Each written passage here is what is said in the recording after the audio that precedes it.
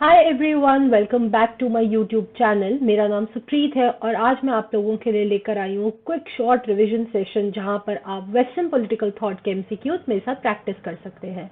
ऐसा ही एक सेशन मैंने पॉलिटिकल थ्योरी के लिए कंडक्ट कराया था जहां 10 मिनट के अंदर मैंने आपको 10 एमसीक्यूज पढ़ाए थे। आज वैसे ही मैं आपको 10 मिनट के अंदर वेस्टर्न थॉट के 10 इंपॉर्टेंट एमसीक्यूज पढ़ाने वाली हूँ। लेकिन इससे पहले अगर चैनल को सब्सक्राइब नहीं करा है तो प्लीज कंसिडर सब्सक्राइबिंग, अगर आपको इससे थोड़ी सी भी मदद मिलती है तो। आप मुझे टेलीग्राम पे ज्वाइन कर सकते हैं, ये मेरा टेलीग्राम चैनल है। इसका जो लिंक है वो डिस्क्रिप्शन बॉक्स में और चैट में भी पिन किया गया है, आप वहां से भी टेलीग्राम पे आ सकते हैं। क्वेश्चन नंबर 1, एक प्रिंस के अंदर मैकियावेली के अनुसार कौन सा वर्च्यू नहीं होता? Effectiveness of outcomes rather than praiseworthy actions. काम करना चाहिए, सिर्फ ये नहीं कि अपने एक्शंस की बढ़ाइयां और तारीफें सुनता रहे। Judicious use of violence, cruelty and benevolence. Violence, fast reward, generosity, slowly in installments.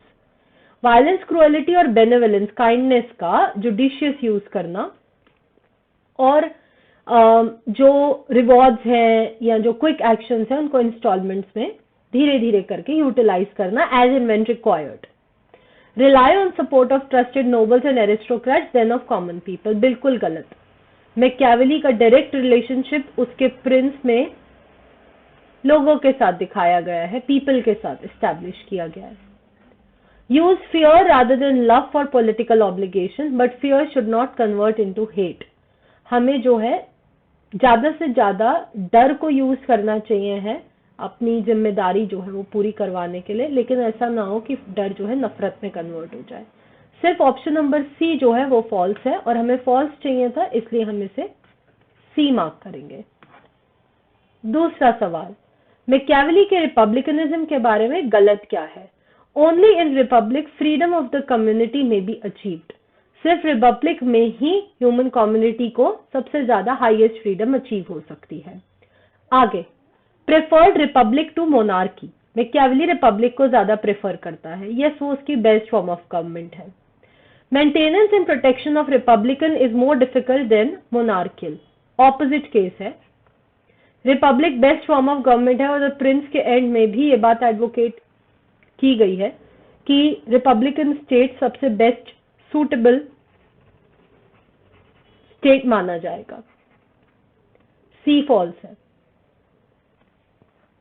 Republic is better able to achieve common good of its citizens. Republic से बेटर गुड अटेन किया जा सकता है, ट्रू है। एक फॉल्स स्टेटमेंट चाहिए था, option C correct answer है। तीसरा सवाल, which is not correct about Machiavelli's recommendation for the public. Republic के लिए इसमें से मैकियावेली की कौन सी सलाह सही नहीं है? इसे एंशिएंट रोमन रिपब्लिक बनाना चाहिए है, उसमें गुड लॉज और फ्लेक्सिबल इंस्टीट्यूशंस होने चाहिए, फोर्स और power legitimacy of the ruler का सबसे बड़ा बेस होना चाहिए, इसमें मिक्स्ड संविधान होना चाहिए है। देखिए बहुत ऑब्वियस सी बात है कि जो फोर्स एंड पावर है रिपब्लिक में वो काम नहीं कर सकती। एक इलेक्टेड रूलर का मतलब होता है कि लोग उससे बेनिफिटेड रहें और वो लोगों के साथ एक इंटरैक्टिव माहौल रखे। जब आप कोई भी चीज कोअर्शन या फोर्स से करते हैं उसके अंदर लेजिटिमेसी नहीं होती है और वो रिपब्लिकन आइडिया तो कतई नहीं होता, वो अथॉरिटेरियनिज्म होता है। सो ऑब्वियसली इसका आंसर भी ऑप्शन नंबर सी ही होगा। चौथा सवाल, मैकियावेली ने प्रिंस को क्या सलाह दी थी? तो मॉडरेट बिहेवियर फॉलो करो, बहुत जेनरस हो जाओ, परफेक्टली स्ट्रिक्ट रहो और बहुत ज्यादा काइंड रहो। इस क्वेश्चन का आंसर मॉडरेट बिहेवियर होगा। ये उससे उम्मीद रखी जाती है कि वो मॉडरेट बिहेवियर दिखाए और लायन और फॉक्स के कंबाइंड हैबिट्स जो है इसके अंदर पाए जाए, राजा के अंदर। पांचवा सवाल आपको मैच करना है। इधर आपके पास है father of normative political theory, फिर साइंस ऑफ पॉलिटिक्स, फिर positivism and modern political thought. आप सबको पता है कि मॉडर्न पॉलिटिकल थॉट और पॉजिटिविज्म का आंसर तो क्या होना चाहिए। सबसे पहले फादर ऑफ पॉजिटिविज्म मार्क कर दीजिए, August Comte. 3 and D, 3 and D की सिंगल ही चॉइस है। इसके बाद modern political thought 4 and C Machiavelli. उसके बाद जाएंगे साइंस ऑफ पॉलिटिक्स एरिस्टोटल के साथ, father of political science, and normative political theory के फादर ऑब्वियसली प्लेटो। सो ये हो गया आंसर ऑप्शन नंबर सी। काफी इजी क्वेश्चन लगा होगा। छठा सवाल, मैकियावेली का राज्य एक सेक्युलर राज्य है। मैकियावेली रिलीजन को राज्य के अंदर जगह देते हैं, राज्य के ऊपर नहीं। करेक्ट। मैकियावेली का स्टेट एक सेक्युलर स्टेट है, एब्सोल्युटली ट्रू। मैकियावेली रिलीजन को राज्य के अंदर जगह देते हैं, ना कि उसके ऊपर। कोई भी धर्म स्टेट से ऊपर नहीं होगा। धर्म जो भी आपको फॉलो करना है वो आप अपनी पर्सनल लाइफ में जैसे मर्जी करिए, लेकिन पब्लिक लाइफ में उसके ऊपर काफी सख्त पाबंदी है, क्योंकि उससे एंटी चर्च उसके जो ओपिनियंस थे वो करप्शन की तरफ पॉइंट आउट करते थे। सो यस, वो एक सेक्युलर स्टेट था और उसने ये भी करा था, लेकिन इनके बीच में रिलेशनशिप नहीं है, वो वन ऑफ द रीजन है, इसलिए रिलेशनशिप ना एस्टैब्लिश करते हुए ऑप्शन बी रहेगा आंसर। 7वें सवाल पे बढ़ते हैं। हॉब्स के स्टेट ऑफ नेचर के बारे में इसमें से नॉट करेक्ट क्या है? उसमें इनजस्टिस, इमोरलिटी थी, उसमें नेचुरल लिबर्टी पर कोई लिमिट नहीं थी, war of all against all था, मेन पीसफुली रह सकते थे क्योंकि वो लॉजिकल रीजन और नेचुरल लॉज फॉलो करते थे। ये ट्रू है, ये ट्रू है, ये ट्रू है, बट ये नॉट ट्रू है। वो war of all against all है और वहां पर पीसफुल होने का तो कोई मतलब ही नहीं उठता, कोई पीस एग्जिस्ट नहीं करता था थॉमस हॉब्स के स्टेट ऑफ नेचर में। 8वां सवाल, हॉब्स के सोशल कॉन्ट्रैक्ट के बारे में नॉट करेक्ट स्टेटमेंट पिक करिए। थर्ड पार्टी यानी sovereign contract to the party नहीं है। ट्रू। थर्ड पार्टी यानी sovereign contract to the party है। फॉल्स। थर्ड पार्टी सॉवरेन एक पर्सन या काउंसिल या कोई भी और फॉर्म में हो सकता है। ट्रू।